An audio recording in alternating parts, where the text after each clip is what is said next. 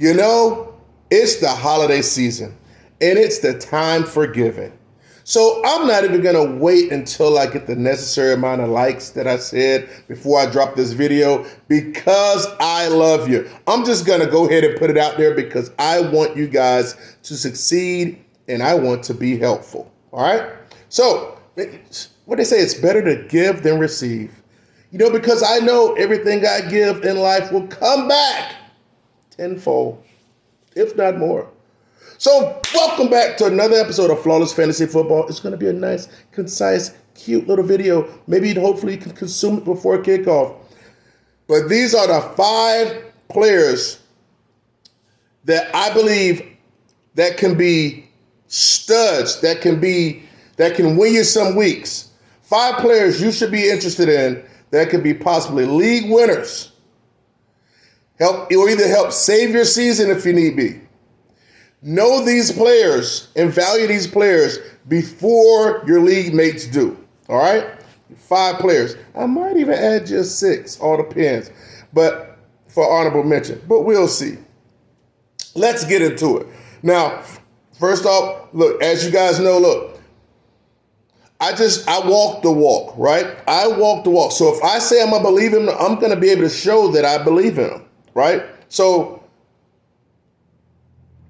as you see, when we go through the video, I've been explaining. All right, let's just hop right into it, Let's just hop right into it. First off, let's start with this quarterback. Now, nobody's picking up this quarterback. I'm going to do it in one of my leagues. You guys only got 2, right? So I'm going to do it in one of my leagues before I upload this video. Nobody's looking at him.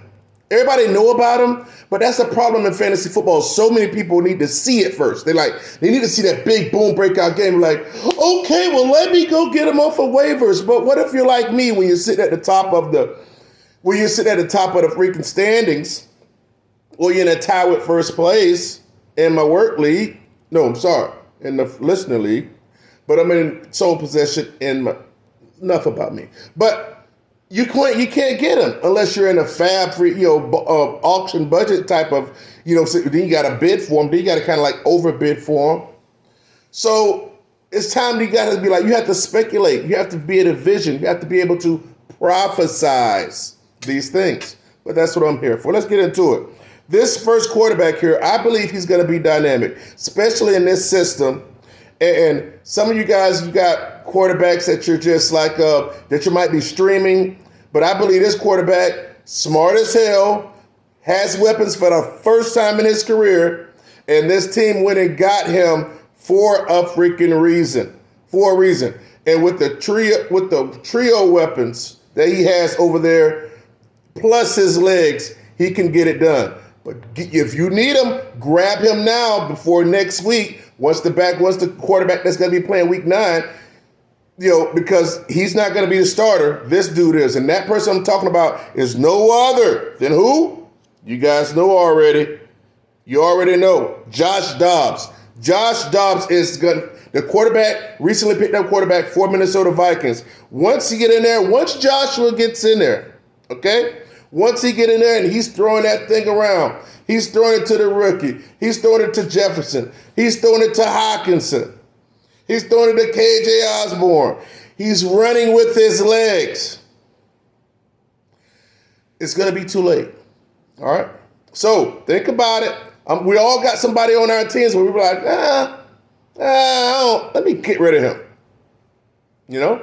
I'm just saying. That's dead weight. So you might want to do that. Look, and some of these players that I'm listening on this video, you may want to take that into consideration. I'm not saying get all of them. I'm not even saying get a half of them, but you should be at least picking up one to get some value out of this video. So Josh Dobbs, hope he does his thing. Number 2, and that is Sam Howell. Sam Howell, this is the second quarterback.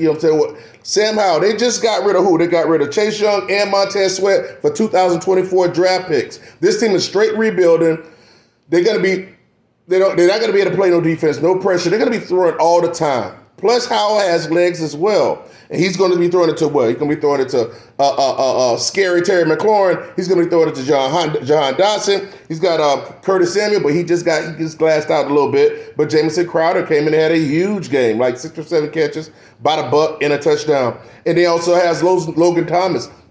Sam Howell is going to be getting the job done, and he's going to end up a quarterback 1 this year. I think he's already a low-end quarterback 1, probably around 10 or 11, but I can see him getting up to around about 7 or possibly even 6 because he's going to just be throwing and running like crazy. So Sam Howell is somebody you can pick up as a quarterback too that has upside. And in case your number 1 quarterback goes down, you put him in there and you play him confidently. Now let's go to this wide receiver here, and it's about time. It's about time. And that wide receiver is no other. You know, all these other rookie wide receivers have had blow-up games. You've had, you got old boy from Minnesota. You got Jackson Smith-Njigba. You got Downs. For the Colts. Hey, these guys have shown stuff already. You know, and you know who time it is. And I said this in the pre-fantasy draft, that it was going to take some time. Week 9 is always that little moment. It's like that A.J. Brown time when he was with Tennessee, the Amon-Ra St. Brown time, when the doors start opening as far as injuries for things to happen. Actually, these next two wide receivers kind of have that same type of thing going with them. My 3 and 4 players on this list. And for this player I'm talking about, you already had 1 wide receiver went down early in the season. Then you have another wide receiver that's out. Now he's being pushed into the starting lineup in 2 wide receiver sets with another wide receiver that's glass on the opposite side that's on the decline, performing well but on the decline, and it's not the future of this team. It's only that wide receiver that's still available, that's still up and healthy, is the only thing from stopping this player from being the wide receiver 1 on an elite offensive team.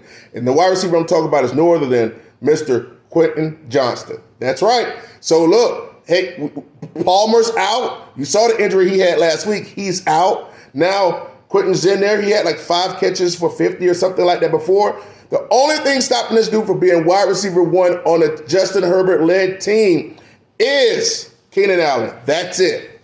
That's it. Straight up. So think about that. So when Keenan Allen, listen, I'm not wishing ill will on anybody, but Keenan Allen laid down, moons it to the stars for Quentin Johnston. Then guess what? Now his breakout's happening. Oh, I should have got him. Oh. Hey man. You gotta be speculative. You know what I'm saying? You gotta, again, prophesize these things and be like, okay, well, let me get a shot before it shows itself. Because everything's aligned. How many wide receivers got to go down? You got to wait you got to want to wait Allen go down before you try to get him. Now you got to fight and claw with everybody else. Look like a genius when it happens. All right, so that's my 3rd guy, Quentin Johnston. First guy was Joshua Jobs. Number 2, Sam Howell. Those 2 quarterbacks inclining. Oh, man, they're going to have some great second halves. And the first wide receiver is Quentin Johnston. You want to make sure you have these guys on your team if you can. Number 4, let's talk about Demario Pop Douglas for New England Patriots. Yes, you have wide receivers laying down over there. He's the wide receiver 1. The previous wide receiver 1's laid down for the year. You do have Juju Smith-Schuster over there. They don't like him. Juju sucks. You know, it's like, good. I'm so glad we ain't got to worry about TikToks with him anymore and all that type of stuff. You know, it's going to be wheels up for Pop Douglas. And they play against Washington. How convenient, right? I got him in my lineup. I got him in both. I think I picked him up in both leagues that I'm in. And I'm playing him.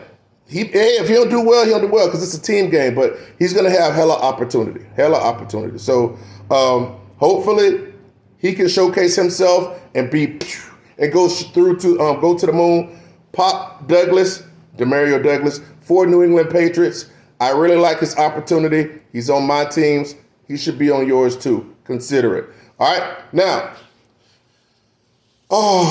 number 5 is Mr. Zach Charbonnet. Now, I know. No, is he the starter? No. Does he have standalone value? Yes, some. Not as much as like Warren or something, but, comparable. But hey, let me tell you something. If you're a KW9 owner, you should be having them. But even if you're not, because I got Kenneth Walker in both my leagues, and I also have Charbonnet in both of them because he won't go down without Charbonnet being input. But something happened to Kenneth Walker in which he's probably due to miss a game or two. Hate to say that, in the second half of the season, but if he does, you need freaking Charbonnet on your team. It's kind of like the honorable mention running back that I'm going to mention after this. Hey, listen. These guys have so much upside, and you don't want to miss out on that upside.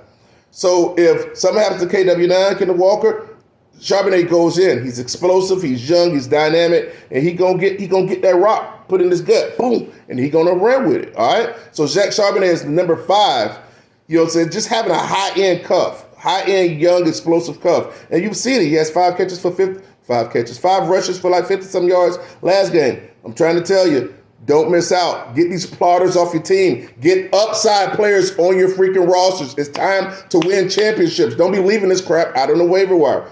Don't be, not this crap. Don't be leaving these type of gems out on the waiver wire. Get the crap off of your team. We all had Deadwood on the team, and it's time to go. Now, for the honorable mention, this player was already rostered a lot earlier in the season when the starter was out and everything. But since the starters came back, sometimes he's gotten dropped. I know because he got dropped in my work league, and I snatched him up. And so I'm not sure if I'm playing this week. But that one person I'm speaking about is Zach, no other than what's his name? Zacchaeus Malik Moss. Zacchaeus Malik Ross. I like to give y'all the government names, so that feels good to me. Yeah, and Zach Moss. Now, at the end of the day, they say that because he got the most of the run in the second half by himself. Went 11 for 66 in a touch, week 8. And then Taylor's like, "Oh, I was just doing toe raises." I'm like, I don't trust you, JT. JT, I don't trust you. So, and they're just splitting it basically 50-50 anyway. So go ahead, man, pick up, Zacchaeus Malik Moss, man. Go ahead and pick him up. Go ahead and pick him up and stash him instead of you got some trash on your waiver wire. On your bottom of your team. Pick up somebody with some upside. Don't let them be out there.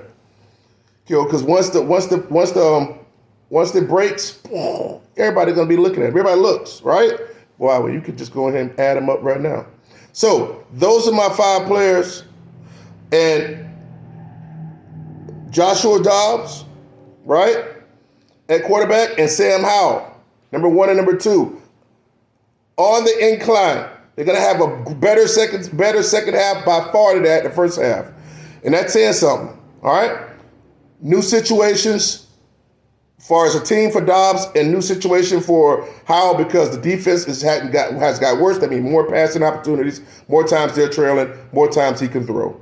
And so Joshua Dobbs, Sam Howell, and my wide receivers are Quentin Johnston because he's only one Keenan Allen injury away from being a wide receiver 1 on an explosive passing team with a young quarterback, dynamic quarterback. So, and Demario Pop Douglas for New England is currently the number 1 wide receiver on the Patriots. And the 5th is Zach Charbonnet. Anything happen to Kenneth Walker, man, he'll be an auto start among auto starts. You know what I'm saying? And so forget about it. So make sure you have him on your team as well if you have room. An honorable mention for Zach Moss. I don't trust JT. And plus, he's getting half the work anyway. Flawless fantasy football. Those are the 5 players. 5 players you want to be able to think about. Be able to have in your lineups. Not all of them, again, because you got to have the players you like, and I understand that. But, hey, look at it and see you might be able to benefit for some of this happening. You might be running back dependent. You might need a little bit of running back help. You might need a little bit of wide receiver upside help. You might need some quarterback help. If that's the case, consider these players. Flawless fantasy football, where you hear what you need to hear, not what you want to hear. Only Flawless is going to tell you the truth. I don't need to sit up here and see it. I'll prophesize it and let you know before it happens. See you on the next video. Have a great week 9 and great rest of the second half of the season. Flawless. Peace out.